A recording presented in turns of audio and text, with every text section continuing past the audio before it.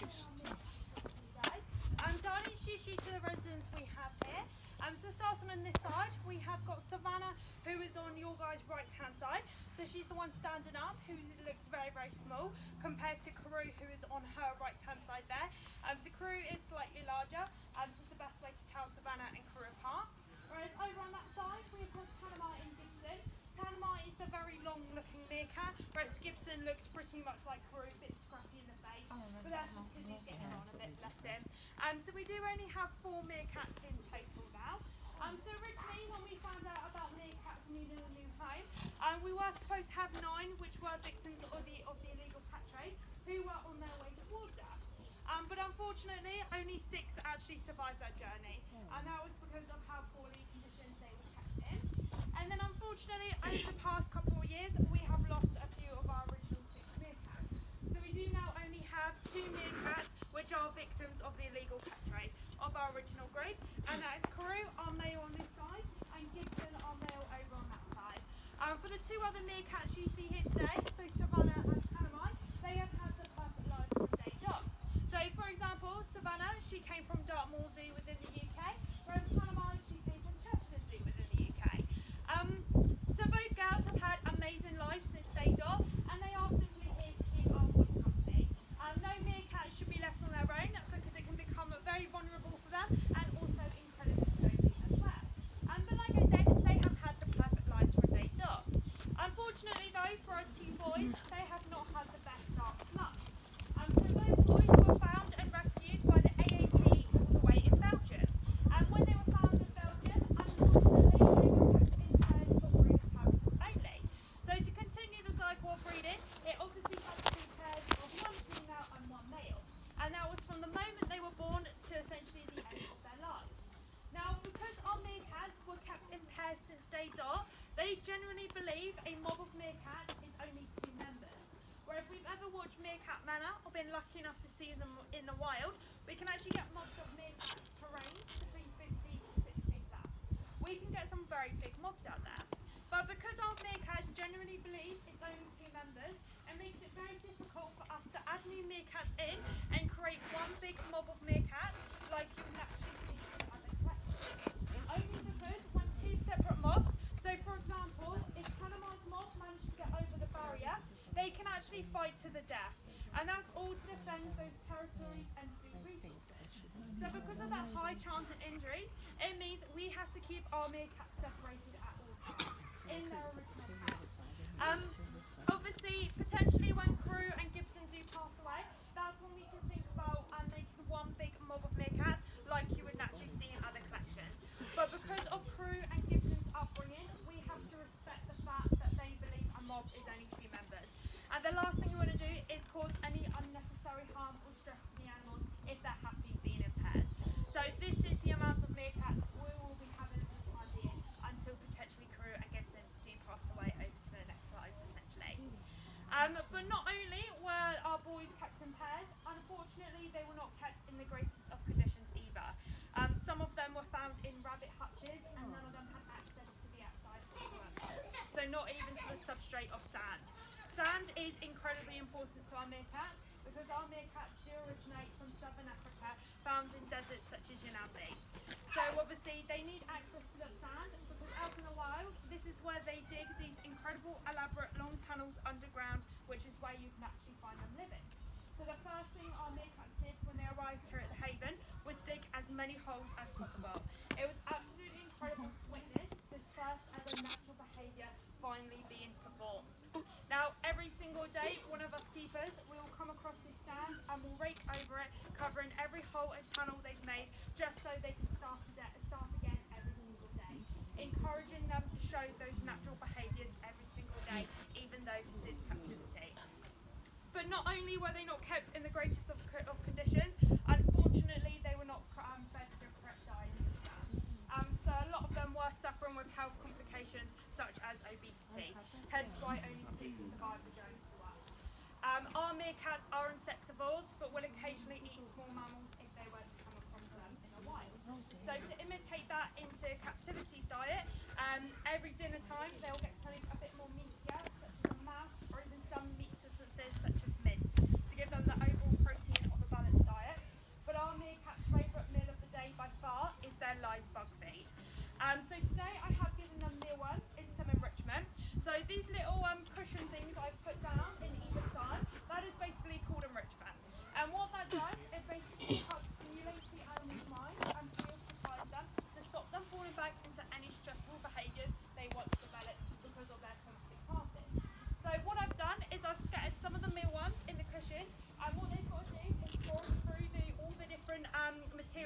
try and find all of those mealworms.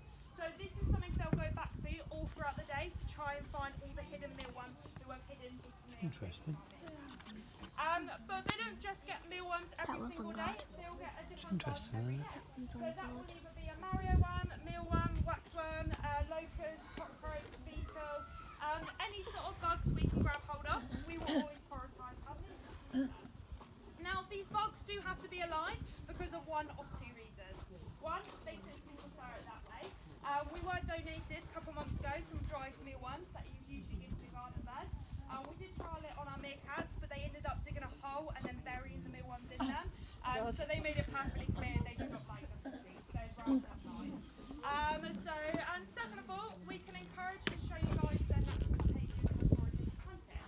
So essentially, by scattering these mealworms on these cushions, all these smart mealworms are potentially going to wiggle their way out of the cushion and under either within the cracks of the stony structure or even under the ground where the sand is, thinking they are essentially safe from our meerkats. But little do they know, throughout the day, they will come back up, stretch through the stony structures and grab all these mealworms that have potentially escaped, which is the exact same way they're going to hunt and forage for that food out in the wild. So it's so important that even though this is captivity, we are always encouraging those natural behaviours as best as possible, even though this is captivity. So obviously this is something they will be doing every single day, and I feel like Rue's going to cheat and he's going to flip it over. Or he's just trying to bury himself. But as you can see, ever since our meerkats have arrived, they have all settled in extremely well over the past couple of years, which is absolutely amazing to see. Now, one thing I do like to talk about during our meerkat talk is what Savannah is doing right in front of me here. So Savannah, she is displaying sentry duty. Now, whenever we picture a meerkat, personally when I do, all I ever see is what Savannah's doing right now. It's when she's on her hind legs with her tail in between for balance and she's searching the area, up high and land level where us humans are right now. So this is called sentry duty and this is her daily job. She will do this every single day for the rest of her life. It is also shift work as well, so both Savannah and crew will take turns throughout the day doing their equal shares of this. And what she's doing is she's essentially looking out for any danger. So where we are so open here at the Haven, it does mean we do get birds of prey fly over. Not only that, but we get aeroplanes and helicopters. And to our meerkats, they look like very big birds up there. But we all know the helicopter is not going to come anywhere near our meerkats. But obviously, Savannah doesn't understand that. So if Savannah truly thinks that her mob is under threat, what she will do is she will bark. So she has 21 different vocalisations, each one representing a different threat. So she knows exactly where that danger is coming from and essentially what they need to avoid.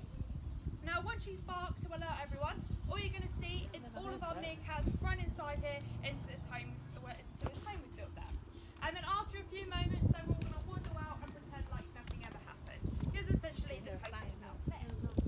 Obviously the meerkats out in southern Africa, they're not as privileged as our meerkats. They don't have this incredible home built for them, so they will have to take cover somewhere else, such as underground or within any nearby stony or wooden structures. But even though the meerkats are protected from the dangers up high, there are still dangers under the sand, and that can consist of your venomous snakes and your scorpions. So scorpions are seen as a delicacy to our meerkats. Interesting fact, if any of our meerkats were to be bitten by any of the venomous snakes that originate from southern Africa, it won't actually do anything to their immune system. Whereas for us humans, it's going to be incredibly fatal and we'd most likely end up in hospital. The reason why they can counterbalance that venom is simply because of this incredible immune system structured, and that's all thanks to being related to the mongoose family. They have this amazing adaptation in order for them to be so successfully living out in the wild. Now, if us humans were to do sentry duty like Savannah is doing, and if we were to do this every single day for the rest of the year, the one thing us humans will always be affected by, and what's going to damage us, is that sun damaging our eyes. So us humans, we automatically put our sunglasses on. Now, our meerkats are incredibly lucky because they already have sunglasses built into them, and they are those dark patches around their eyes. So they do the exact same as ours. It deflects the sunlight so they can carry on searching within the sky without it damaging them whatsoever. So another amazing adaptation in order for them to be so successfully living out there. Now, because of how successfully living they are out in the wild, it means their numbers are ridiculously high. Not just in the wild, but also here in captivity. So in reality, in captivity here, we actually have no reason to breed our meerkats anymore. There are far too many of them. The only reason why some collections might still go ahead with this is simply to expand social structures, making sure no meerkat is left on their own.